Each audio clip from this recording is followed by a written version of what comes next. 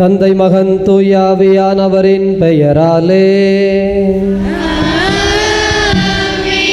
நம் ஆண்டவராகிய இயேசு கிறிஸ்துவின் அருளும் கடவுளின் அன்பும் தூயாவியாரின் நட்புறவும் உங்கள் அனைவரோடும் இருப்பதாக.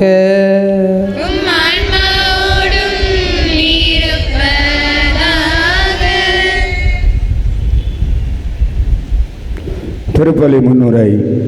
அன்புக்குரியவர்களே, இயேசுவின் பிறப்பு பெருவிழாவை தகுந்த முறையில் கொண்டாட நம்மையே தயாரிக்கும் திருவருகை காலத்தின் முதல் ஞாயிறு வழிபாட்டிற்கு உங்களை அனைவரையும் அன்புடன் வரவேற்கின்றோம். இன்றிலிருந்து திருவழிபாட்டின் புதிய ஆண்டையும் நாம் தொடங்குகின்றோம். படைப்பனைத்தையும் காத்திருந்த மெசியாவின் பிறப்பினை கொண்டாட நம்மை நாம் தயாரிக்க நமக்கு அழைப்பு கொடுக்கும் இத்திருவருகை காலத்தினை நாம்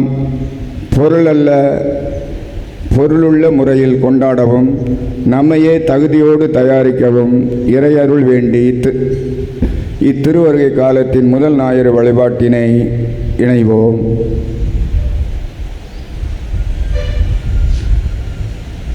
ஆண்டவருடைய அன்பு குழந்தைகளை, நம்மோடு இணைந்து ஜெகன் அக்சில்லியா இந்த குடும்பத்திற்கு இறைவன் இதுவரை செய்த நன்மைகளுக்கு நன்றி பலியாக ஒப்பு கொடுத்து ஜெபிக்கிறார்கள். மெல்ஃபா மெர்வின் இறையருளில் வளர வேண்டும் என்றும் தேர்விலே சிறந்த மதிப்பெண்கள் கிடைத்ததற்கு இப்பலியிலே நன்றி பலியாக ஒப்பு கொடுத்து ஜெபிக்கிறார்கள். குடும்ப சமாதானத்திற்காக, தொழில் முன்னேற்றத்திற்காக ஒப்பு கொடுத்து ஜெபிக்கிறார்கள். சுரண்டை மெலிக்ஸ் ஆரோக்கிய சாமி பெல்சி ராணி இந்த குடும்பத்திற்கு இறைவன் இதுவரை செய்த நன்மைகளுக்கு நன்றியாகவும், கிறிஸ்துவில் மரித்த ஆன்மாக்கள் சுசையா, மேரி கற்பகத்தாய், மெலிக்ஸ் ஆரோக்கிய சாமி மற்றும் யாரும் நினையாத ஆன்மாக்களுக்காகவும் ஒப்பு கொடுத்து ஜெபிக்கிறார்கள். சேர்ந்த மரம் ஜெயஸ்டெல்லா பிரிட்டோ குடும்பத்திற்கு இறைவன் இதுவரை செய்த நன்மைகளுக்கு நன்றியாக, தொடர்ந்து உடலுள்ள சுகத்திற்காக, குடும்ப சமாதானத்திற்காக, சகோதரர் ரபிண்டோ எதிர்காலம் சிறப்பாக அமைய நம்பிக்கையோடு ஒப்பு கொடுத்து ஜெபிக்கிறார்கள். சுரண்டை லூர்துராஜன் ரெஜிலா குடும்பத்திற்கு இறைவன் இதுவரை செய்த நன்மைகளுக்கு நன்றியாக, ஜெமிக்ஷாவினுடைய இறை ஞானம் கல்வி சிறந்து விளங்க வேண்டும் என்றும் பெற்றுக்கொண்ட நன்மைகளுக்கு நன்றியாகவும் ஒப்பு கொடுத்து ஜெபிக்கிறார்கள். டேவிட் பால்ராஜ் இந்த குடும்பத்திற்கு இறைவன் செய்த நன்மைகளுக்கு நன்றியாகவும், குழந்தை சாமி, புஷ்பம், லட்சுமணன் இவர்களது ஆன்ம இளைப்பாற்றிக்காகவும், கிறிஸ்துவில் மரித்த ஏனைய ஆன்மாக்களுடைய இளைப்பாற்றிக்காகவும் ஒப்பு கொடுத்து ஜெபிக்கிறார்கள். 16வது பிறந்த நாளை கொண்டாடுகிற ஹாட்லியை இறைவன் நிறைவாக ஆசீர்வதிக்க வேண்டும் என்றும், உடலுள்ள சுகத்தோடு வழிநடத்த வேண்டும் என்றும், குடும்ப சமாதானத்திற்காகவும், பொருளாதார காரியங்களை ஆண்டவர் முன்னின்று வழிநடத்த வேண்டும் என்பதற்காகவும் நம்பிக்கையோடு ஒப்பு கொடுத்து ஜெபிக்கிறார்கள். பன்னீர் குலத்தை சார்ந்த முத்துமாலை என்பவரது குடும்பத்திற்கு இறைவன் இதுவரை செய்த நன்மைகளுக்கு நன்றியாகவும், தொடர்ந்து தேவ ஆசீர்வாதம் குடும்பத்திலே நிலைத்திருக்க வேண்டும் என்பதற்காகவும், பகவதி அவர்களது குரூப் 1 தேர்வினை ஆண்டவர் நிறைவான முறையில் ஆசீர்வதித்து வேலை வாய்ப்புகளிலே பிரகாசமடைய செய்ய வேண்டும் என்றும் நம்பிக்கையோடு ஜெபிக்கிறார்கள். நலன் ஃபிலோ கிறிஸ்டி இந்த குடும்பத்திற்கு இறைவன் இதுவரை செய்த நன்மைகளுக்கு நன்றியாகவும், ரெக்ஸி ஆலன் ரியான் கல்வி ஞானத்திலே சிறந்து விளங்க வேண்டும் என்றும், இன்று தனது முதலாவது பிறந்த நாளை கொண்டாடுகிற ஆலன் ரியானை இறைவன் நிறைவாக ஆசீர்வதிக்க வேண்டும் என்றும், தொழில் முன்னேற்றத்திற்காகவும், நினைத்திருக்கிற நல்ல காரியங்கள் கைகூட வேண்டும் என்பதற்காகவும் நம்பிக்கையோடு இந்த பலியை ஒப்பு கொடுக்கிறார்கள். நாமும் இறையருள் பெறுவதற்காக ஜெபிப்போம். தடையாக இருக்கிற குற்றம் குறைகளை நினைத்து மனவருந்தி மன்னிப்பு கேட்போம். என்றும் வாழும் எல்லாமல்ல இறைவா, உடல் ஆன்ம வாழ்வு அனைத்திற்கும் ஊற்றும் தொடக்கமும் நீரே. இந்த தண்ணீரையும் உப்பையும் புனிதப்படுத்தியருள உம்மை தாழ்மையுடன் வேண்டுகிறோம். இறைவா, உப்பு கலந்த இந்த தண்ணீர் தெளிக்கப்படும் இடமெல்லாம் தீயவனது தாக்குதல் அனைத்தும் தோல்வியுறச் செய்வீராக. உம் தூய் ஆவியார் உடனிருந்து எங்களை இடையராது காத்தருள்வாராக. எங்கள் ஆண்டவராகிய கிறிஸ்து வழியாக உம்மை மன்றாடுகின்றோம்.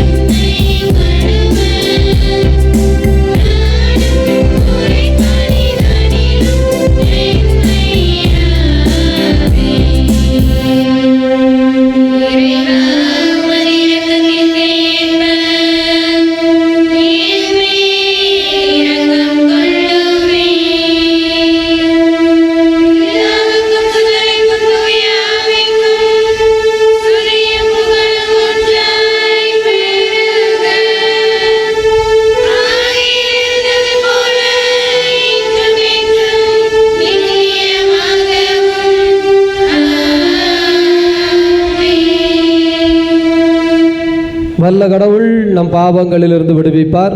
இந்த நற்கருணை கொண்டாட்டம் அவரது திருவிருந்தில் கலந்து கொள்ளும் தகுதி பெறச் செய்வதாக. மன்றாடுவோமாக.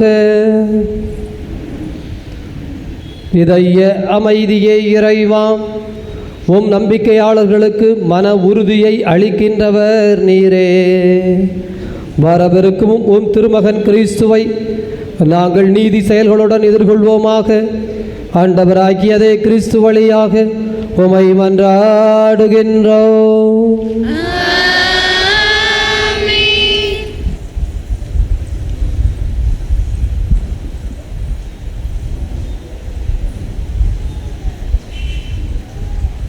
முதல் வாசக முன்னுரை.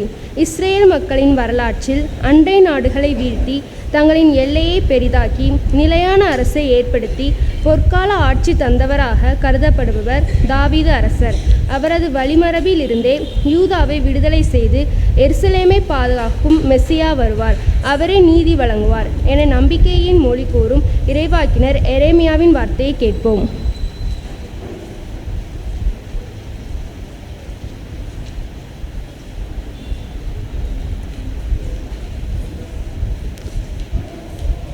முதல் வாசகம். தாவீதிலிருந்து நீதியின் தளிர் ஒன்று முளைக்கச் செய்வேன். இறைவாக்கினர் எரேமியா நூலிலிருந்து வாசகம். அதிகாரம் 33, இறை வார்த்தைகள் 14 16 முடிய. இறைவாக்கினர் எரேமியா நூலிலிருந்து வாசகம். அதிகாரம் 33, இறை வார்த்தைகள் 14 16 முடிய. இதோ நாட்கள் வருகின்றன என்கிறார் ஆண்டவர்.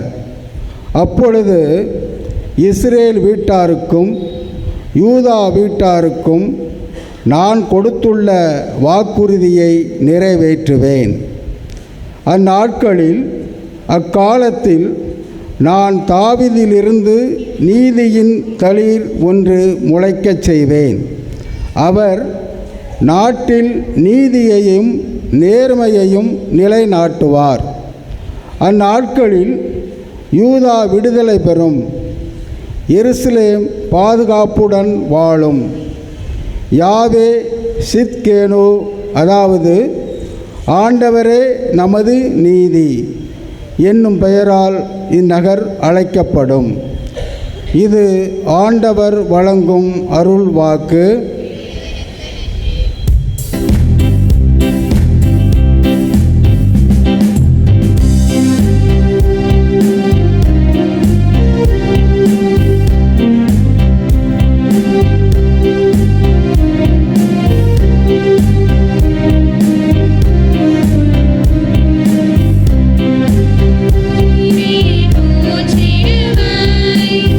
ஆண்டவர் பெயரை புகழ்ந்திடுவாய்.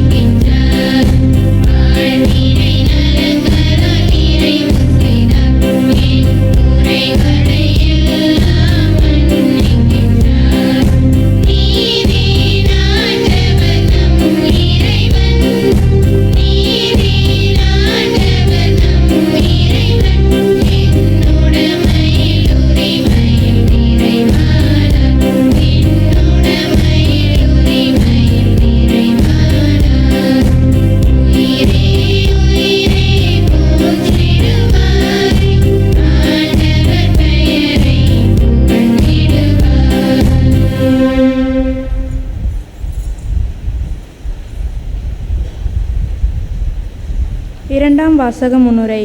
இயேசுவின் இரண்டாம் வருகையின் போது அவர் தூயரோடு புடைசூழ வருவார். அவ்வாறு அவரின் வருகையின் பொழுது அவரை சந்திக்க நாமும் தூய்மை உள்ளவர்களாக இருக்க நம்முடைய வாழ்வில் அன்பை கொண்டிருக்க வேண்டும் என தெசலோனிக மக்களுக்கு எடுத்து சொல்கிறார் புனித பவுல். புனித பவுலின் வார்த்தைகளை இன்றும் நம்முடைய வாழ்விற்கு பொருளுள்ளதாக இருப்பதை உணர்ந்து இரண்டாம் வாசகத்தை கேட்போம்.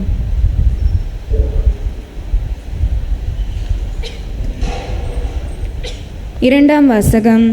கிறிஸ்துவின் வருகைக்கென்று ஆண்டவர் உங்கள் உள்ளங்களை உறுதிப்படுத்துவாராக. திருத்தூதர் பவுல் தெசலோனிக்கருக்கு எழுதிய முதல் திருமுகத்திலிருந்து வாசகம். அதிகாரம் 3 இறைத்திரு வசனம் 12, மேலும் அதிகாரம் 4 இறைத்திரு வசனம் 2 முடிய. திருத்தூதர் பவுல் தெசலோனிக்கருக்கு எழுதிய முதல் திருமுகத்திலிருந்து வாசகம். அதிகாரம் 3 இறைத்திரு வசனம் 12, மேலும் அதிகாரம் 4 இறைத்திரு வசனம் 2 முடிய. சகோதர சகோதரிகளே, உங்கள் மீது நாங்கள் கொண்ட அன்பு வளர்ந்து பெருகுவது போல நீங்கள் ஒருவர் ஒருவருக்காகவும் எல்லாருக்காகவும் கொண்டுள்ள அன்பையும் ஆண்டவர் வளர்ந்து பெருகச் செய்வாராக.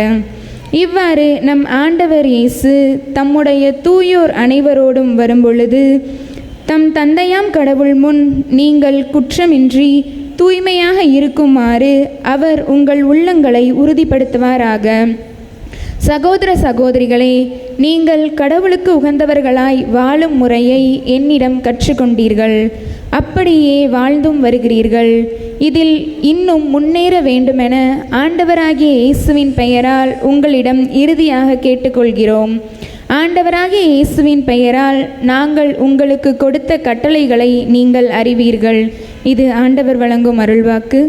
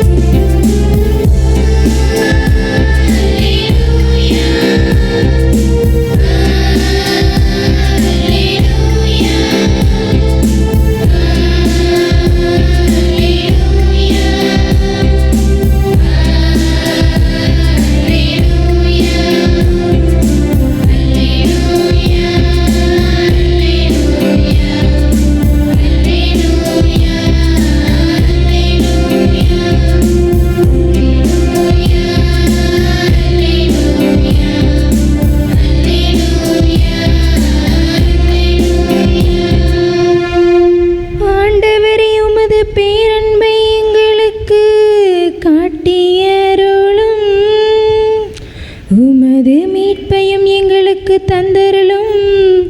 அல்லேலூயா.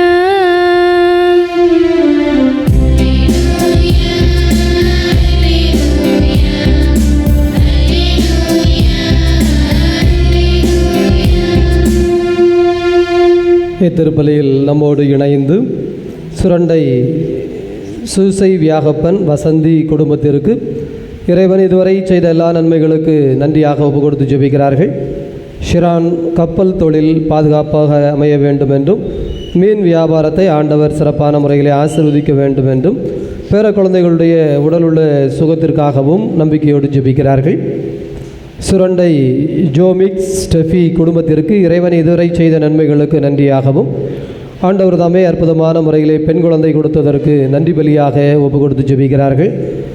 குழந்தை உடல் உள்ள சுகத்திலும் கல்வி ஞானத்திலும் வளர வேண்டும் என்பதற்காகவும் அன்பு சமாதானம் பெருக வேண்டும் என்பதற்காகவும் தொழில் வளர்ச்சிக்காகவும் 10வது திருமண நாளாகிய இன்று தொடர்ந்து தேவ ஆசீர்வாதம் குடும்பத்திலே நிறைந்திருக்க வேண்டும் என்பதற்காகவும் ஒப்பு கொடுத்து ஜெபிக்கிறார்கள். பணக்குடி தமிஸ்டன் சரோனிகா குடும்பத்திற்கு இறைவன் இதுவரை செய்த எல்லா நன்மைகளுக்கு நன்றியாகவும் மரிய அனட் தெபோராவை இறைவன் நிறைவாக ஆசீர்வதிக்க வேண்டும் என்றும் நாளை 2வது பிறந்தநாள் கொண்டாடுகிற தெபோராவை இறைவன் உடலுள்ள சுகத்தோடு வழி நடத்த வேண்டும் என்றும் அன்பு சமாதானம் குடும்பத்திலே பெருக வேண்டும் என்பதற்காகவும் தேவ ஆசீர்வாதத்திற்காகவும் நம்பிக்கையோடு ஒப்பு கொடுத்து ஜெபிக்கிறார்கள். ஆண்டவர் உங்களோடு இருப்பாராக.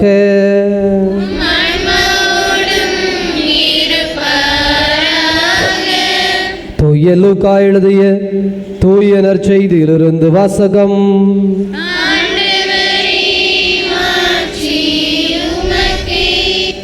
தூய லூக்கா எழுதிய தூய நற்செய்தி 21வது அதிகாரம். ஆண்டவருடைய வார்த்தைகள் 25 முதல் 28 முடிய, மேலும் 34 முதல் 36 முடிய. அக்காலத்தில் மானிட மகன் வருகையை பற்றி இயேசு தம்முடைய சீடர்களுக்கு கூறியது: கதிரவனும் நிலாவிலும் விண்மீன்களிலும் அடையாளங்கள் தென்படும். மண்ணுலகில் மக்களினங்கள் கடலின் கொந்தளிப்பின் முழக்கத்தால் கலங்கி என்ன செய்வதென்று தெரியாமல் குழப்பமடைவார்கள். உலகிற்கு என்ன நேருமோ என எண்ணி மனிதர் அச்சத்தினால் மயக்கமுறுவர். ஏனெனில் வான்வெளி கோள்கள் அதிரும். அப்போது மிகுந்த வல்லமையோடும் ஆட்சியோடும் மானுட மகன் மேகங்கள் மீது வருவதை அவர்கள் காண்பார்கள். இவை நிகழத் தொடங்கும் பொழுது நீங்கள் தலை நிமிர்ந்து நில்லுங்கள், ஏனெனில் உங்கள் மீட்பு நெருங்கி வந்திருக்கிறது. மேலும் இயேசு, உங்கள் உள்ளங்கள் குடிவெளி களியாட்டத்தாலும் இவ்வுலக வாழ்க்கைக்குரிய கவலையினாலும் மந்தமடையாதவாறு அந்நாள் திடீரென வந்து ஒரு கன்னிகை போல் உங்களை சிக்க வைக்காதவாறும் எச்சரிக்கையாக இருங்கள். மண்ணுலகெங்கும் குடியிருக்கும் எல்லோர் மீதும் அந்நாள் வந்தே தீரும். ஆகையால் நிகழப்போகும் அனைத்திலிருந்தும் தப்புவதற்கும் மானுட மகன் முன்னிலையில் நிற்க வல்லவராவதற்கும் எப்பொழுதும் விழிப்பாயிருந்து மன்றாடுங்கள் என்றார். ஆண்டவரின் அருள்வாக்கு.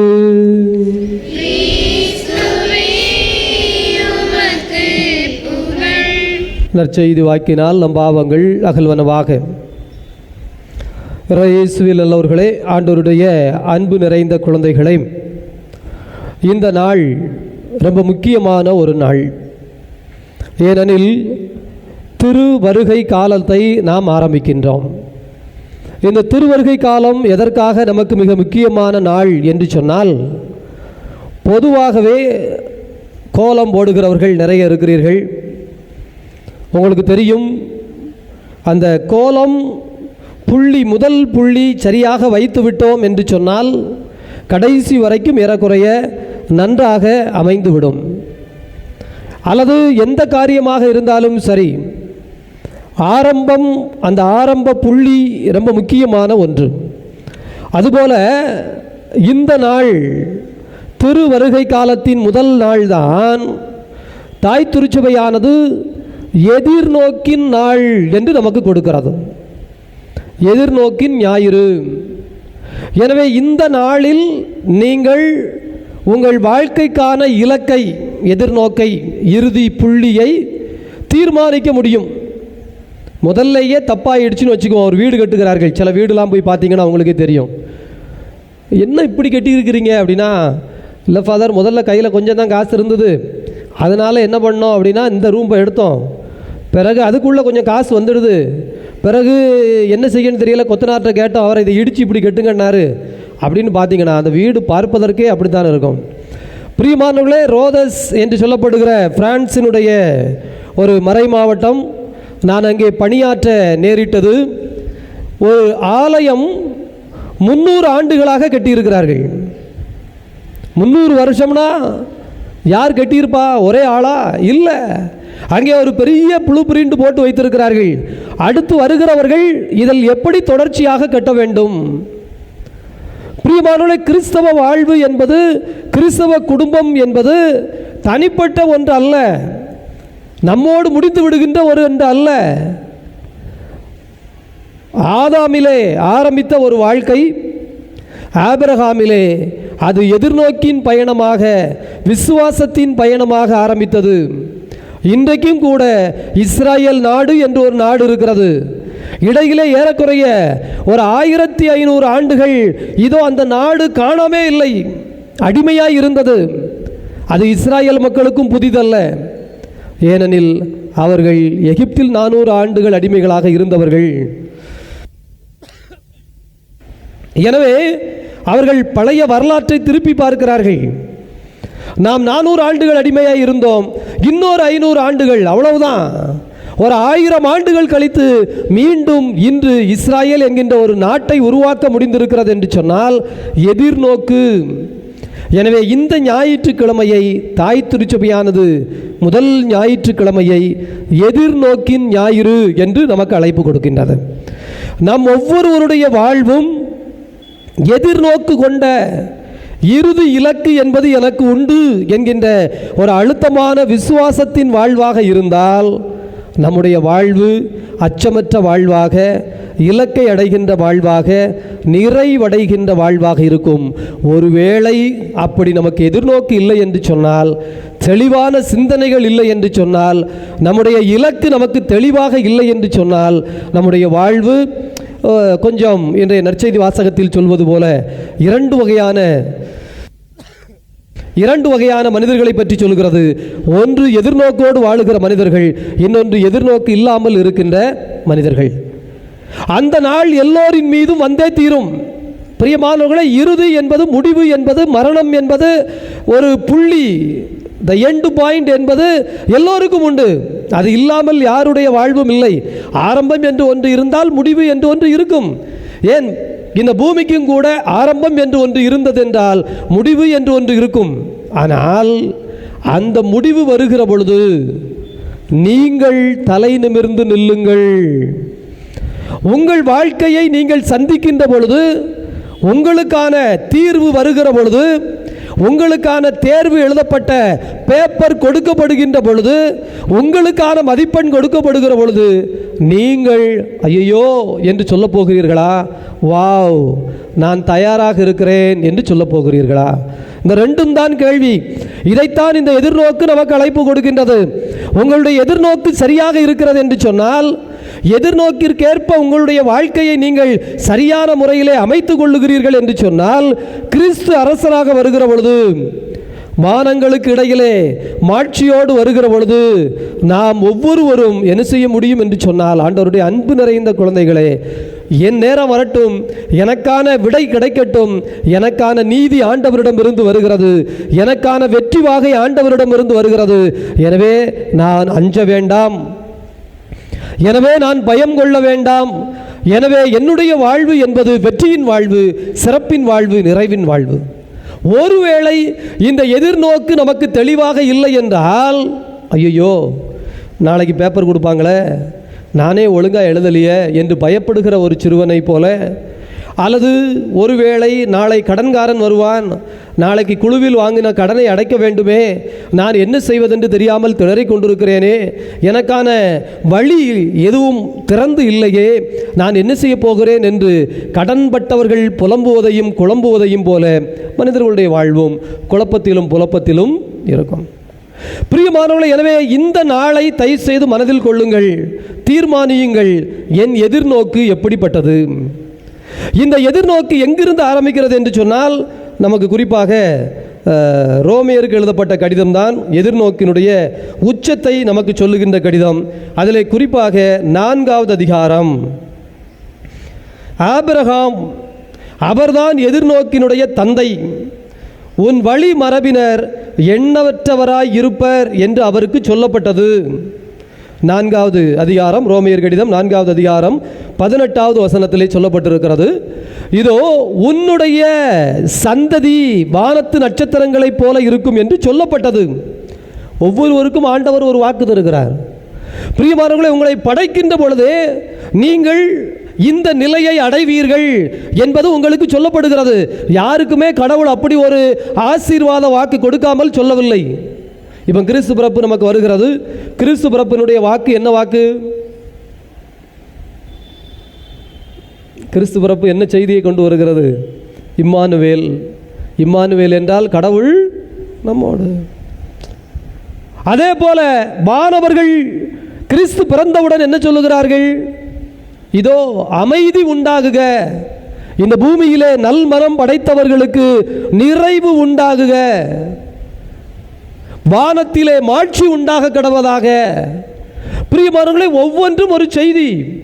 3 ராஜாக்கள் திருவிழா கொண்டாடுகிறோம். 3 ராஜாக்கள் திருவிழா என்ன செய்தியை கொண்டு வருகிறது? பிறந்திருக்கிறவர் சாதாரண நபர் அல்ல, அவர் இறை மகன் என்பது மட்டுமல்ல, அவர் ஒரு அரசர். எனவே அவரின் பாதத்தில் விழுந்து வணங்குங்கள், அவரை உங்கள் வீட்டில் அரசராக ஏற்றுக்கொள்ளுங்கள். நாங்கள் கீழ்த்திசையிலிருந்து கண்டு வருகிறோம், புற இனத்தாருக்கெல்லாம் ஒளியாய் அமைவதாக. பிரியமானவர்களே, இன்றைய வாசகத்தை கூட நீங்கள் எடுத்து பாருங்கள். முதல் வாசகத்திலே இதோ தாவீதுக்கு தளிர் ஒன்று தோன்றுகிறது. இதுதான் நம்பிக்கையின் வாக்கு. உங்கள் குடும்பம் ஒருவேளை அடுத்து என்ன செய்வதென்று தெரியாமல் திணறிக் கொண்டிருந்தால், இந்த கிறிஸ்து பிறப்பு உங்களுக்கு தருவது புதிய தளிர் ஒன்றை உனக்கு தோன்றச் செய்வேன். நீ கவலையற்று இரு, நீ நிம்மதியோடு இரு, நீ அச்சமற்று இரு, உனக்கான தாவீதின் தளிர் தோன்றும். அதே போல நற்செய்தி வாசகம் இயேசு கிறிஸ்து சொல்லுகிறார், அந்நாள் வருகிற பொழுது நீங்கள் தலை நிமிர்ந்து நில்லுங்கள், உங்களுக்கான பரிசு வருகிறது, உங்களுக்கான வெற்றி வாகை வருகிறது. அதே போல ஆபிரகாமுக்கு ஒரு வாக்கு கொடுக்கப்பட்டது. இப்போ நமக்கு என்ன சிக்கல் அப்படின்னா, நமக்கான வாக்கு என்ன, எனக்கு கடவுள் கொடுத்திருக்கிற ஆசீர்வாதத்தினுடைய வாக்கு தத்தம் என்ன என்பதை பல சமயத்தில் நாம் மறந்து விடுகிறோம். எப்படியும் ஆண்டு பிறப்புக்கு எல்லாருக்கும் வாக்கு தத்தம் கொடுப்போம். வாக்கு தத்தத்தை பார்த்த உடனே வாவ் சூப்பர். பிறகு ஒரு மாதம் கழித்து அதே ஆள் நம்மள்கிட்ட வந்து கொஞ்சம் கதையை சொல்லி புலம்புவாங்க. அப்போ நம்ம ஜோம் பண்ணுறதுக்காக இந்த ஆண்டு தொடக்கத்தில் என்ன வாக்கு கொடுத்தது, ஃபாதர் கரெக்டு மறந்துட்டேன் பார்த்தீங்களா அப்படின்ட்டு அவங்களே சொல்லுவாங்க. சொன்ன உடனே இது நல்லா தானே இருந்தது, அதை நீங்கள் ஃபாலோ பண்ணி தானே வந்தீங்க. ஃபாலோ பண்ணி தான் வந்தேன் ஃபாதர், ஆனால் இப்போ நடக்கிற சூழல்களை பார்க்கிற பொழுது, இப்போது இருக்கிற என்னுடைய வாழ்க்கையை பார்க்கிற பொழுது அதெல்லாம் நடந்துக்கிடுமான்னு தெரியலை ஃபாதர். பிரியமானவர்களே, ஆண்டவராகிய கடவுளின் பெயரை சொல்லி தொடங்கிவிட்டு அவர் கொடுத்த வாக்கை மனதில் வைத்து ஜெபித்து விட்டு ஒரு துன்பமும் துயரமும் வருகிற பொழுது, ஒரு சோதனை வந்து நம்மளை நெருக்குகிற பொழுது நாம் அந்த வாக்கை மறந்து விடுகிறோம். ஆபிரகாமுக்கு அப்படி ஒரு வாக்கு கொடுக்கப்பட்டது, உன் வழிமரபு குறித்து. ஆனால் இக்கூற்று நிறைவேறும் என்கின்ற எதிர்நோக்கிற்கு இடம் இல்லாதது போல் தோன்றினாலும், அங்குதான் முக்கியம். ஆபிரகாம் ஏன் விசுவாசத்தின் தந்தை, ஆபிரகாம் ஏன் எதிர்நோக்கின் தந்தை என்று சொல்லப்படுகிறது என்றால், குழந்தை பிறந்திருக்கு, பிறந்த குழந்தை அரச குழந்தை என்று சொல்லப்படுகிறது. ஆனால் குழந்தையை பார்த்தா அப்படி தெரியல. நமக்கு ஒரு நம்பிக்கை வாக்கு கொடுக்கப்படுகிறது, நீ இதனால் உயர்ந்து நிற்பாய், ஆண்டவர் உன்னை கரம் பிடித்து அழைத்து சொல்வார். உண்மைதான், அப்படித்தான் ஆரம்பித்தேன். ஆனால் ஆரம்பித்து போன பாதி பயணத்திலே அது அப்படி தெரியவில்லையே. இன்னாரை நம்பியா, இதை நம்பியா, அப்படி ஒன்றும் எனக்கு வெளிச்சம் தெரியவில்லையே. எனவே நம்புவதற்கான வழி இல்லாதிருப்பது போல் தோன்றினாலும் அவர் நம்பிக்கையோடு எதிர்நோக்கினார். அதுக்கடுத்து பாருங்க, தயங்காமல் நம்பினார். ஆகவே பல மக்களினங்களுக்கு தந்தையானார். 100 வயதிற்கு பிறகு அவருக்கு குழந்தை கிடைக்கிறது. அந்த குழந்தையின் வழி இன்று வரை பியூரிட்டி ஆஃப் ரேஸ் என்று சொல்வார்கள். அதாவது இரத்த மரபின்படி தங்களை இன்னும் பரிசுத்தமாய், அல்லது அந்த டிஎன்ஏ டெஸ்ட் படி எந்த விதமான இனக்கலப்புகளும் இல்லாத ஆச்சரியமான காரியம்.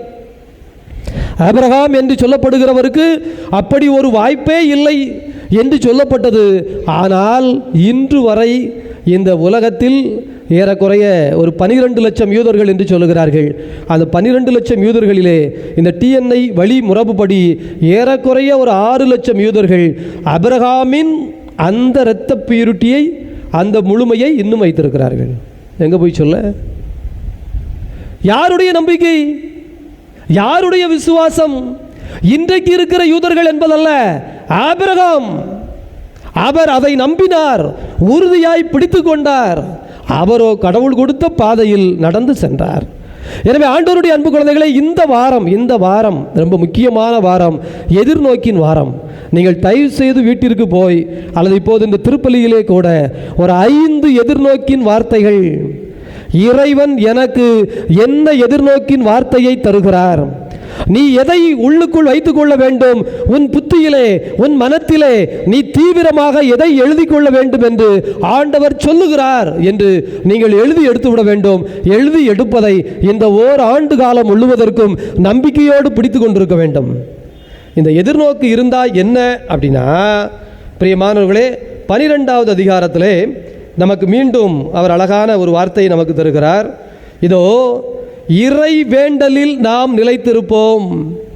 இந்த எதிர்நோக்கு தான் நமக்கு மகிழ்ச்சியை தரும். 12வது அதிகாரத்திலே ரோமையர் 12:12 எதிர்நோக்கி இருப்பதில் மகிழ்ச்சி கொள்ளுங்கள். அப்போ எதிர்நோக்கு இல்லைன்னா மகிழ்ச்சி எப்படி வரும்? எனக்கு இது வந்தே தீரும், கிடைத்தே தீரும், கடவுள் எனக்கு கொடுத்தே தீர்வார் என்கின்ற அந்த புள்ளி, அந்த வாக்கு இந்த மனத்தில் இல்லை என்றால் மகிழ்ச்சி நமக்குள் இருக்காது. மாறாக என்ன வரும்? துன்பத்தில் மனம் தளர்ந்து விடுவோம். இந்த வந்துடுச்சா?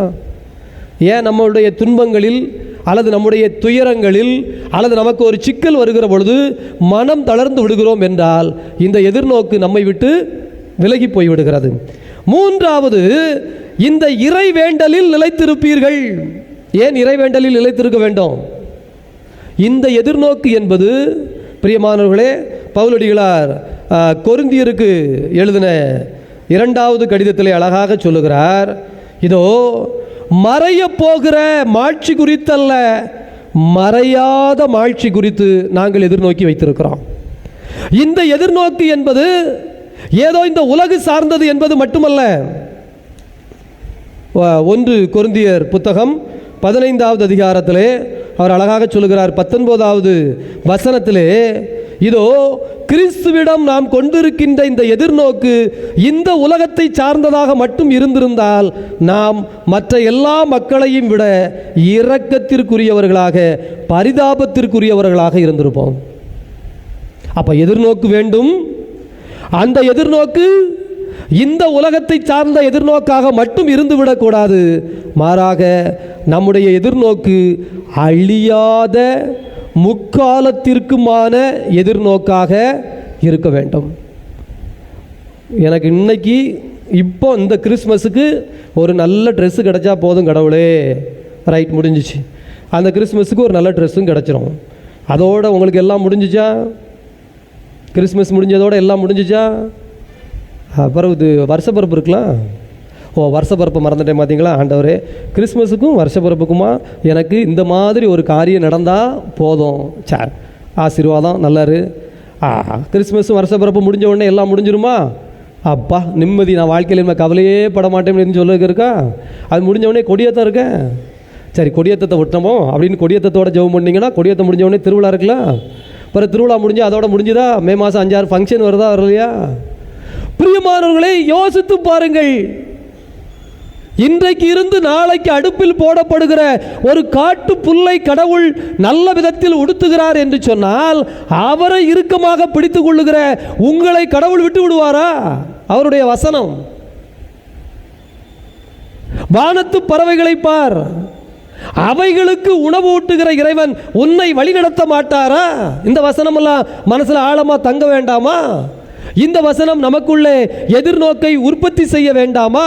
அப்படி என்றால் இந்த எதிர்நோக்கு என்ன எதிர்நோக்கு? அதைத்தான் ஆண்டவர் இயேசு சொல்லுகிறார்.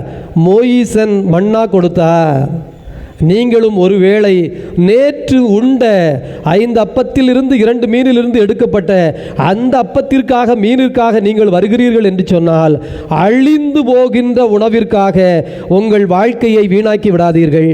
மாறாக என்றும் அழியாமல் வாழ்வு தருகின்ற உணவிற்காக உழையுங்கள். அப்ப அழியாத வாழ்வு தருகின்ற உணவு என்பது என்ன? அதைத்தான் இந்த ஆபிரகாம் நமக்குள் விசுவாசமாக கொண்டிருந்தார். கடவுள் என்கின்ற தன்மை. அதற்கு என்ன செய்ய வேண்டும்? இடையறாது ஜெபிக்க வேண்டும். எப்போதும் இறைவனை பற்றிய சிந்தனையை நம்முடைய உள்ளத்தில் வைத்திருக்க வேண்டும். எந்த அடி எடுத்து வைத்தாலும் என்னுடைய பாதங்கள் இறைவனால் தாங்கப்படுகின்றன. நான் என்ன பாதையில் நடந்து சென்றாலும் அந்த பாதை என் ஆண்டவர் இயேசுவின் பாதை. அவ்வளவுதான். பிரியமானவர்களே, இந்த தெளிவு நமக்குள் வந்துவிட்டது என்று சொன்னால் நம்முடைய எதிர்நோக்கு அழியாத எதிர்நோக்காக இருக்கும், அழியாத நிறைவின் வாழ்வாக இருக்கும். அதை மீண்டும் ரோமியருக்கு எழுதின கடிதத்திலே நாம் வாசிக்கின்றோம். இதோ கிறிஸ்துவினுடைய எதிர்நோக்கு, ரோமியருக்கு எழுதப்பட்ட அந்த கடிதம் 8வது அதிகாரத்திலே, நாமோ காணாத ஒன்றை எதிர்நோக்கி இருப்பதால் மனம் தளராமல் வாழ்கின்றோம். ரோமையர் 8:25. அப்படியே ஒரு நிமிஷம் கண்ணை முடிக்கோங்க. ஆண்டவருடைய அன்பு குழந்தைகளே, ரொம்ப அருமையான ஒரு வாக்கு. இந்த நாள் நமக்கு விடியலின் நாளாக இருக்கணும். அப்படியே கண்ணை மூடிக்கோங்க, ஒரு நிமிஷம் ஜெபிப்போம். அப்படியே கண்ணை மூடிக்கோங்க, இதயத்தில் கை வச்சுக்கோங்க. பிரியமானவர்களே, இன்றைக்கு ஒரு புதிய நாள், ஒரு புதிய தொடக்கம், கிறிஸ்துவனுடைய புதிய தொடக்கம். எதிர்நோக்கு பற்றி ஆண்டவர் நமக்கு வாக்கு தந்திருக்கிறார். இதோ கிறிஸ்து வருகிறார், அந்த நாள் எல்லோருக்கும் வந்தே தீரும். கிறிஸ்துவை சந்திக்காத நான் மாட்டேன் என்று யாரும் சொல்ல முடியாது. கிறிஸ்துவை நாம் சந்தித்தே ஆக வேண்டும். ஆனால் ஆண்டவருடைய அன்பு குழந்தைகளை, அந்த நாளில் நாம் தலை நிமிர்ந்து நிற்க வேண்டும். அந்த நாளில் நாம் தலை நிமிர்ந்து நிற்க வேண்டும். அந்த நாளில் நாம் தலை நிமிர்ந்து நிற்க வேண்டும். நம்முடைய வாழ்வு, நம்முடைய குடும்பம், இதோ நம்முடைய இந்த உலகத்திலே நாம் ஒவ்வொரு நாளும் செய்த செயல்பாடுகளை முன்னிட்டு ஆண்டவரின் பாதத்திலே, இறைவா, அழிந்து போகிற மன்னாவுக்காக அல்ல, அழியாத உம்முடைய வார்த்தைக்காக. அந்த சமாரிய பெண்ணுக்கு நீர் ஒரு வாக்கு கொடுத்தீரே, இதோ உன்னிடம் பேசிக் கொண்டிருப்பவர் யார் என்று தெரிந்தால் நீ இந்த கிணற்றில் உள்ள தண்ணீர் கேட்க மாட்டாய், மாறாக ஜீவ தண்ணீரை கேட்பாய். இதோ என்னிடம் வருகிறவனுக்கு தாகமே இராது. தாகமில்லாத ஒரு வாழ்வு, பசி இல்லாத ஒரு வாழ்வு, நிலைத்த ஒரு வாழ்வு, நிரந்தரமான ஒரு வாழ்வு, அழியாத ஒரு வாழ்வு, கிறிஸ்துவின் மாட்சி மிகுந்த ஒரு வாழ்வு. அப்படியே ஜெபிச்சுட்டே வாங்க, அப்படியே ஒப்பு கொடுத்துட்டே வாங்க. அந்த அழியாமையை ஆண்டவருடைய பாதத்தில் கேளுங்க. ஆண்டவரே, இந்த நாள் புதிய நாள், இதோ இந்த புதிய தொடக்கம், எதிர்நோக்கினுடைய தொடக்கம். இதோ ஆண்டு பிறப்பு எங்களுக்கு இந்த நாளில் ஆரம்பிக்கிறது. வழிபாட்டு ஆண்டு எங்களுக்கு ஆரம்பிக்கிறது. திருவருகை காலத்தின் முதல் நாள் ஆசீர்வாதத்தின் தகப்பனை அப்படியே உங்க குடும்பத்தை ஒப்பு கொடுங்க. நீங்க வாழுகிற சூழலை ஒப்பு கொடுங்க. உங்களுடைய வேலை செய்கின்ற இடம், குறிப்பாக குழந்தைகள், உங்களுடைய பள்ளி, நீங்கள் படித்துக் கொண்டிருக்கிற அந்த அறிவு ஒளி, அந்த அறிவின் வெளிச்சம், அப்படியே ஒப்பு கொடுத்துட்டே வாங்க. அப்படியே ஒப்பு கொடுத்துட்டே வாங்க. ஜெபிச்சுட்டே வாங்க. குழந்தைகள் ஒப்பு கொடுத்துட்டே வாங்க. பெரியவர்கள், தயவு செய்து உங்கள் குடும்பத்தில் உங்கள் வாலிப குழந்தைகளை ஏதோ அழிந்து போகின்ற காரியத்திற்காக உழைத்து களைத்து போகின்ற ஒரு வாழ்க்கை முறை அல்ல. இனி அழியாத எதிர்நோக்கு, ஆண்டவரை நோக்கிய ஜெபம். ஒவ்வொரு நாளும் காலையிலும் மாலையிலும் நான் ஜெபிப்பேன் தகப்பனே. ஏதோ இந்த திருவருகை காலத்திலே ஒவ்வொரு நாளும் காலையிலும் மாலையிலும் விழித்திருந்து ஜெபிப்பேன் தகப்பனே. இதோ களியாட்டம் வேண்டாம், குடிவெறி வேண்டாம், அதனால் மயக்கமுறாதே என்று சொல்லி இருக்கிறீரே. நான் மயங்காத ஒரு அறிவொளியை உம்முடைய ஆசீர்வாதத்தினால், உம்முடைய தூய ஆவியினால் பெற்றுக்கொள்வேன் தகப்பனே. அப்படியே ஜெபிச்சுட்டே வாங்க, அப்படியே ஒப்பு கொடுத்துட்டே வாங்க. ஆண்டவர்கிட்ட ஒப்பு கொடுங்க. ஆசீர்வாதத்தின் தகப்பனே, என்னை எழுப்பும் ஐயா, தலை நிமிர்ந்து வாழச் செய்யும் ஐயா. அவமானப்பட்டு நிற்கிற இடத்திலே, விழுந்து கிடந்த இடத்திலே, இதோ இந்த வருகிற நாட்களிலே பிறக்கின்ற கிறிஸ்துவின் பிறப்பு என்னுடைய உள்ளத்திலே ஒரு பெரிய எழுச்சியை, தாவீதின் காலம் முடிந்து போகவில்லை, இதோ மீண்டும் தளிர் துளும்பும் என்று சொன்னீரே. என்னுடைய நம்பிக்கை தளிர் துளிரச் செய்தருளும். என்னுடைய நம்பிக்கை தளிர் எழும்பச் செய்தருளும். என்னுடைய எதிர்நோக்கு உயர்ந்து நிற்க செய்தருளும். உம்மையே காண்கின்ற, உம்மையே பார்க்கின்ற எதிர்நோக்காக எழும்பி நிற்க செய்தருளும். ஆமேன், ஆமேன், ஆமேன். ஆண்டவருடைய அன்பு குழந்தைகளே, தயவு செய்து இந்த திருப்பலி ரொம்ப முக்கியமான நேரம். அந்த புதிய பார்வை, அந்த புதிய எதிர்நோக்கு நமக்குள்ளே எழுந்து விட வேண்டாம். எனவே எழுந்து நின்று நம்முடைய நம்பிக்கையை நாம் அறிக்கையிட்டு பாடுவோம்.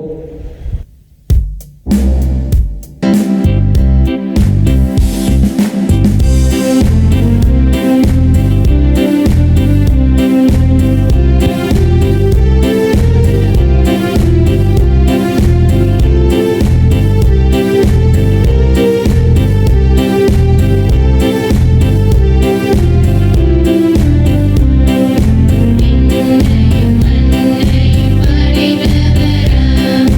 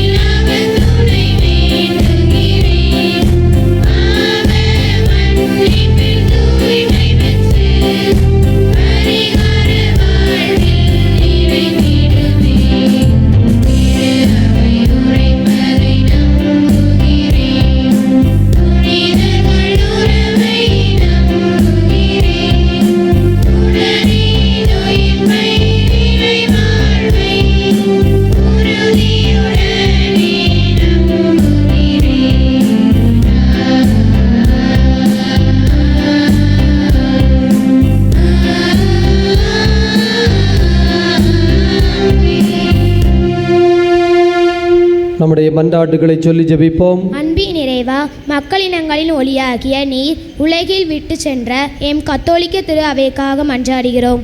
எம் திரு அவையின் தலைவர்கள் 2ஆம் வத்திகான் சங்கத்தின் வழிகாட்டுதலின்படி கால மாற்றங்களுக்கு ஏற்ப தங்களை ஆய்வு செய்து பழைய அவைகளை கலந்து புதுப்பித்து மக்கள் அனைவரையும் நல்வழியில் நடத்திட அருள்தர இறைவா உம்மை மன்றாடுகிறோம்.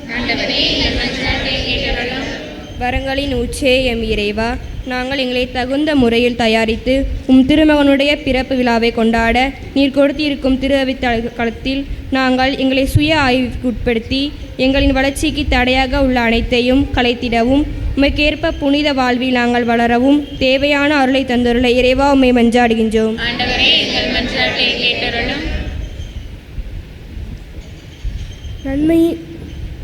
நன்மையின் ஊற்றாம் எம் இறைவா, நீர் படைத்த நல்லுலகை கெடுக்கும் தீமைகளான சுயநலம், மதவெறி, சாதிவெறி, மொழிவெறி, நிறவெறி, இனவெறி போன்ற அனைத்தும் மறையவும் எங்கள் அனைவருமே ஒரே இறைவனின் அன்பு பிள்ளைகள் என்பதை உணர்ந்து அனைவரும் சகோதர பாசத்துடன் ஒன்றுபட்டு நல்ல உறவோடு வாழ அருள் தர இறைவா உம்மை மன்றாடுகிறோம். ஒளியாகிய இறைவா, எம் வளர் இளம் தலைமுறையிற்காக ஆசீர்வதித்தருளும். அவர்கள் உமது ஆவியாரின் ஆற்றலால் தூண்ட பெற்று ஞானத்தின் ஒளியை கொண்டிருக்கவும், தங்களின் வாழ்வை உயர்த்தும் கல்வியை பழுதின்றி கற்கவும், தங்களது வாழ்வில் தீமைகளை கலந்து நலமானவற்றை தேர்ந்து கொண்டு தொடர்ந்து உயரவும் அருள் தர இறைவா உம்மை மன்றாடுகிறோம். அன்பு இறைவா, உலக மக்கள் அனைவருக்கும் பெருமகிழ்ச்சியூட்டும் நற்செய்தியாக அமைந்த கிறிஸ்துவின் பிறப்பை கொண்டாட தயாரிக்கும் இத்திருவருகை காலத்தில் துன்புறும் மக்கள் அனைவருக்கும் மன்றாடுகிறோம். அவருடைய பிறப்பு பெருவிழா மக்கள் அனைவருக்கும் துன்பங்கள் அனைத்தும் நீங்கிய நலமான வாழ்வு கிடைக்கப்பெற அருள் தர இறைவா உம்மை மன்றாடுகிறோம்.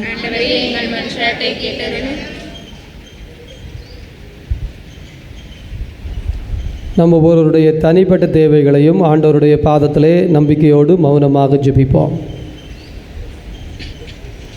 அன்பான கடவுளே, நாங்கள் உம்முடைய பிள்ளைகள் இந்த உரிமையோடு உம்மை நோக்கி எழுப்பி இருக்கிற இந்த மன்றாட்டுக்களை எல்லாம் எங்கள் ஆண்டவராகிய கிறிஸ்து வழியாக உம்மை வேண்டுகின்றோம்.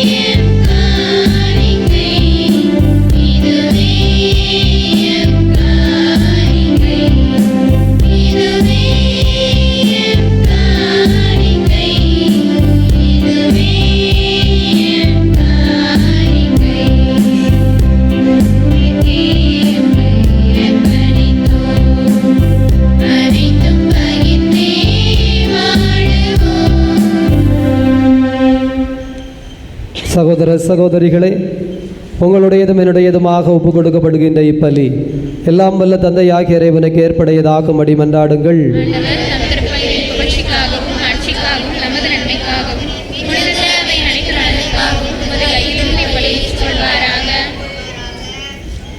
இதய அமைதியை இறைவா,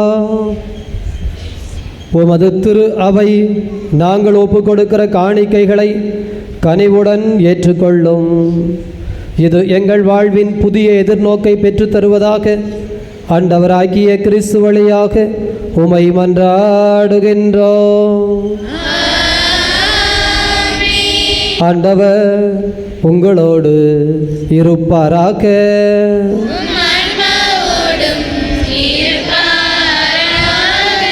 இதயங்களை மேலே எழுப்புங்கள். நம் இறைவனாகிய ஆண்டவருக்கு நன்றி கூறுவோம்.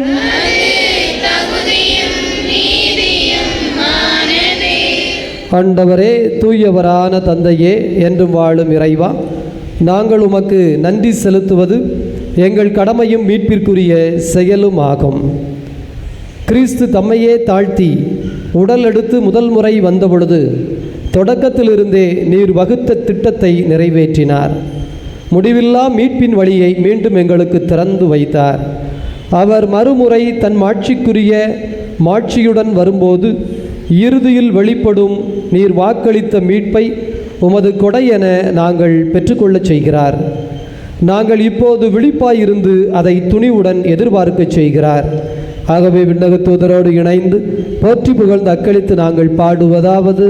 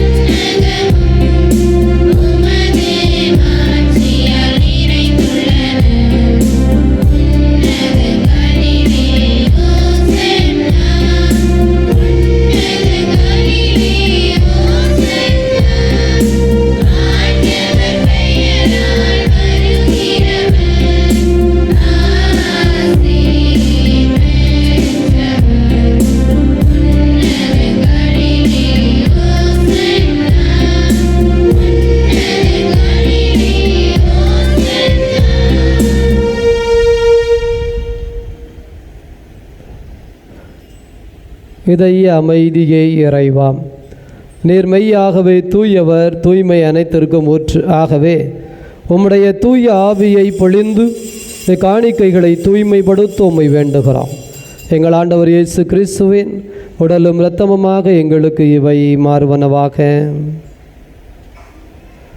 அவர் பாடுபட உளங்கனிந்து தம்மை கையளித்த போது அப்பத்தை எடுத்து நன்றி செலுத்தி அதை பிட்டு தம் சீடர்களுக்கு அளித்து அவர் கூறியதாவது: அனைவரும் இதிலிருந்து பெற்று உண்ணுங்கள், ஏனெனில் இது உங்களுக்காக கையளிக்கப்படும் என்னுடல்.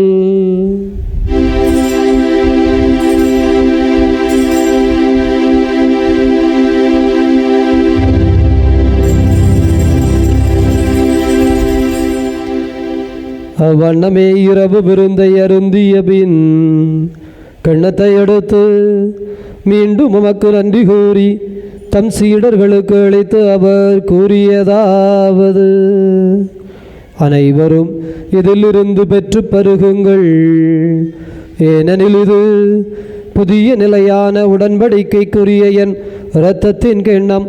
இது பாவ மன்னிப்புக்கென்று உங்களுக்காகவும் பலருக்காகவும் சிந்தப்படும். இதை என் நினைவாக செய்யுங்கள்.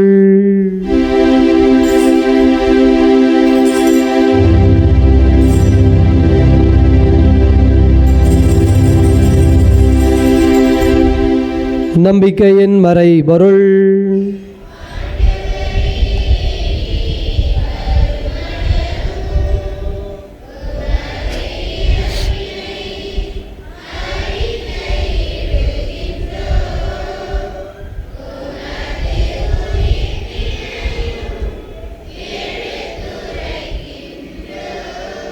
ஆகவே ஆண்டவரே, நாங்கள் கிறிஸ்துவின் இறப்பினையும் உயிர்ப்பினையும் நினைவு கூர்ந்து வாழ்வு தரும் அப்பத்தினையும் மீட்பளிக்கும் கிண்ணத்தினையும் ஒப்பு கொடுக்கின்றோம். திரும்ப நின்று ஊழியம் புரிய தகுந்தவர்கள் என எங்களை ஏற்றுக்கொண்டீர். எனவே உமக்கு நன்றி செலுத்துகிறோம். மேலும் கிறிஸ்துவின் உடலிலும் இரத்தத்திலும் பங்கு கொள்ளும் எங்களை தூய் ஆவியானவர் ஒன்று சேர்க்க வேண்டுமென உம்மை தாழ்மையுடன் மன்றாடுகிறோம். ஆண்டவரே, உலகம் முழுவதும் பரவி இருக்கும் அவையை நினைவு கூர்ந்தருளும். சிறப்பாக எங்கள் திருத்தந்தை பிரான்சிஸ், எங்களாயிரம் அந்தோணிசாமி, உங்கள் அன்பின் குழந்தைகள் அனைவரையும் தெய்வீக அன்பினால் நிறைவு பெறச் செய்தருளும். உயிர் தொழுவோம் என்கின்ற எதிர்நோக்குடன் இறந்த அனைவரையும் கிறிஸ்துவில் மரித்த சூசையா, மேரி கற்பகத்தாய், மெலிக்ஸ் ஆரோக்கியசாமி, குழந்தைசாமி, புஷ்பம், லட்சுமணன் இவர்களது ஆன்மாவை ஒளி நிறைந்த திருமுன் ஏற்றுக்கொள்ளும் எங்கள் அனைவர் மீதும் இரக்கமாயிரும். கடவுளின் கன்னித்தாயான மாட்சிமிக்க மரியாள், புனித அப்போஸ்தலர், இவ்வுலகிலும் உகந்தவராயிருந்த புனிதர் அனைவருடனும் நாங்கள் இலைவாழ்வில் பங்கு கொள்ளும் தகுதி பெற்று திருமகன் இயேசு கிறிஸ்து வழியாக உம்மை புகழ்ந்தேத்து வரமருள உம்மை மன்றாடுகிறோம். இவர் வழியாக, இவரோடு, இவரில் எல்லாம் வல்ல இறைவனாகிய தந்தையே, தூயாவியாரின் ஒன்றிப்பில் எல்லா புகழும் ஆட்சியும் என்றென்றும் உமக்கு உரியதே.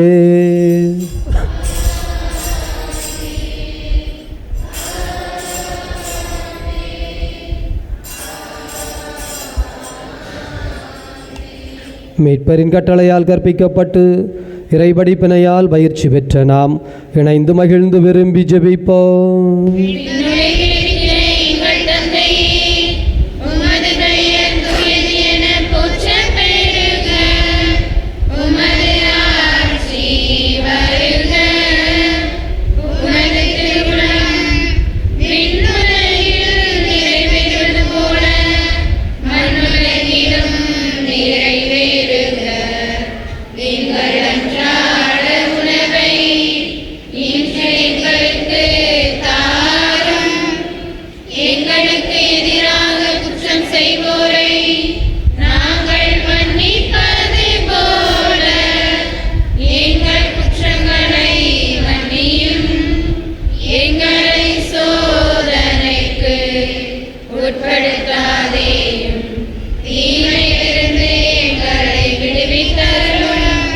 ஆண்டவரே, தீமை அனைத்திலும் இருந்து எங்களை விடுவித்து எங்கள் வாழ்நாளில் அமைதியை கனிவுடன் அருளவும் மன்றாடுகின்றோம். முதியிறக்கத்தின் உதவியால் நாங்கள் பாவத்திலிருந்து எப்போது விடுதலை பெற்று யாதொரு கலக்கமுமின்றி நலமாயிருப்போமாக. நாங்கள் எதிர்நோக்கி இருக்கிற பேரின்பத்திற்காகவும் மீட்பராகிய இயேசு கிறிஸ்துவின் வருகைக்காகவும் காத்திருக்கின்றோம்.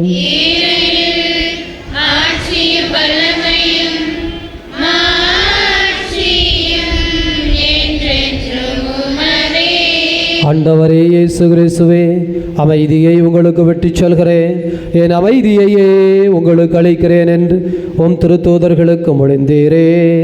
எங்கள் பாவங்களை பாராமல் முது திரு அவையின் நம்பிக்கையை கண்ணோக்கி அதற்கு அமைதி முற்றுமையும் தந்தருள்வீராக. என்றென்றும் வாழ்ந்தாட்சி செய்கின்றவர் நீரே. ஆண்டவருடைய அமைதி உங்களோடு என்றும் இருப்பதாக.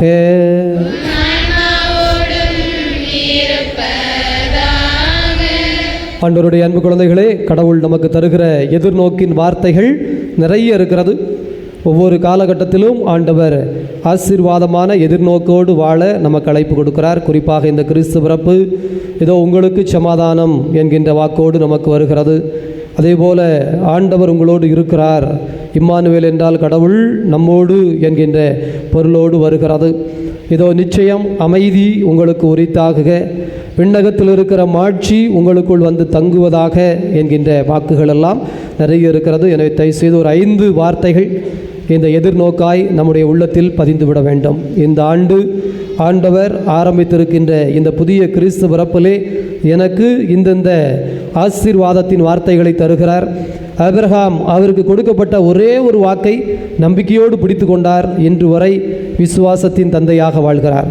எனவே எனக்கு கொடுக்கப்படுகிற அந்த நம்பிக்கையின் வாக்கும் எனக்குள் நிலைத்திருக்கும். நான் அதை விட்டு ஒருபோதும் விலகப் போவதில்லை, அதை இறுக்கமாய் பிடித்து கொள்ளுகிறேன்.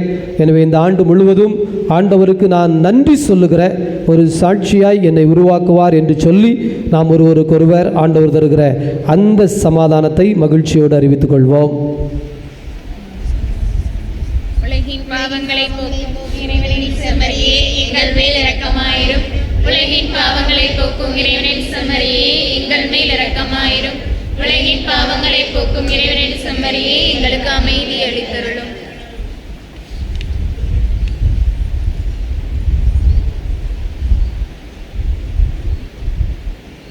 இதோ இறைவனின் செம்மறி, இவரே உலகின் பாவங்களை போக்குகின்ற தெய்வம்.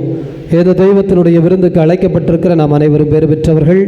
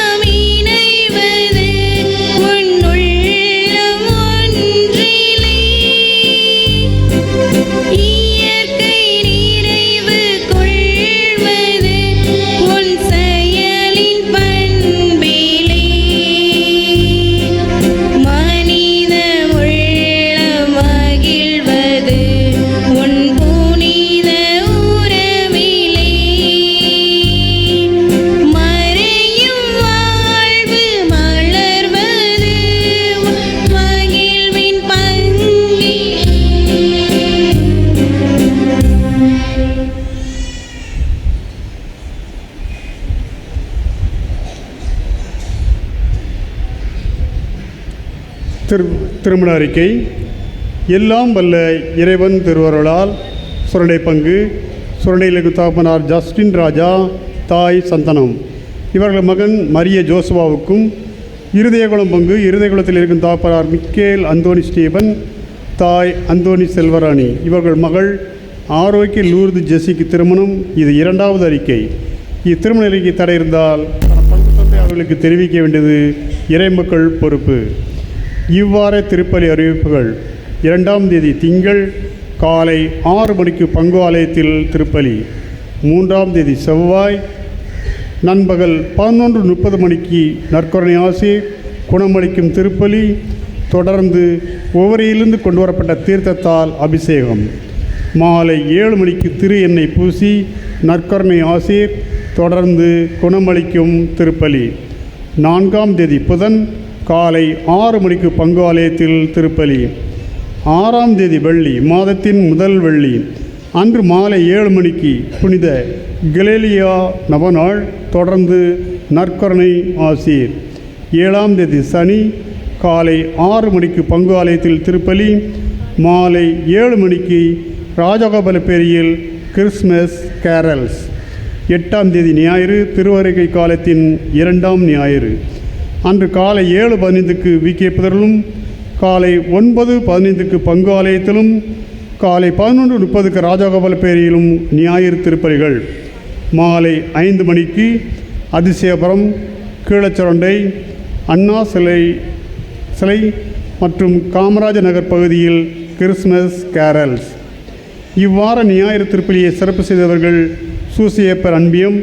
சூசியப்பர் அன்பியத்துக்கு நாம் கரபொலி மூலம் நன்றி சொல்லிக்கொள்வோம். வருகிற ஞாயிறு திருப்பலியை குழந்தையேசு அன்பியம் சிறப்பு செய்வார்கள்.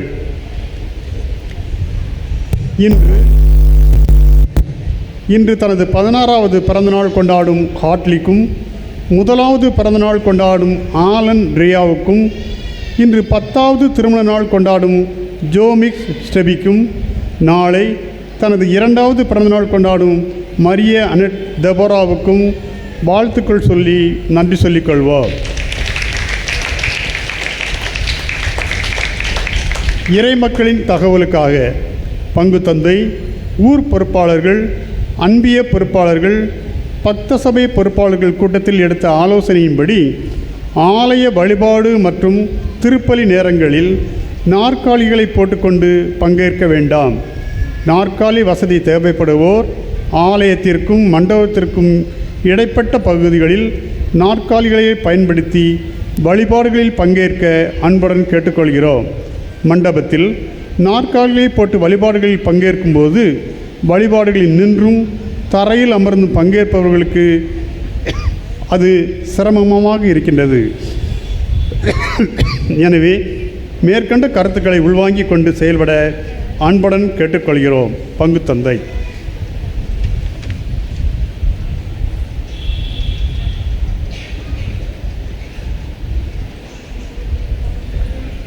மன்றாடுவோமாக. இதய அமைதியை இறைவாம், நிலையற்றவற்றின் நடுவில் வாழும் நாங்கள் நிலையான இத்திரு உணவை முன்னிட்டு உம்மை புகழ்கின்றோம். ஆகவே மாட்சிக்குரியவற்றை நாங்கள் எந்நாளும் விரும்பி நாடி தேடுவோமாக. ஆண்டவராகியதே கிறிஸ்து வழியாக உம்மை மன்றாடுகின்றோம். ஆண்டவர் உங்களோடு இருப்பாராக.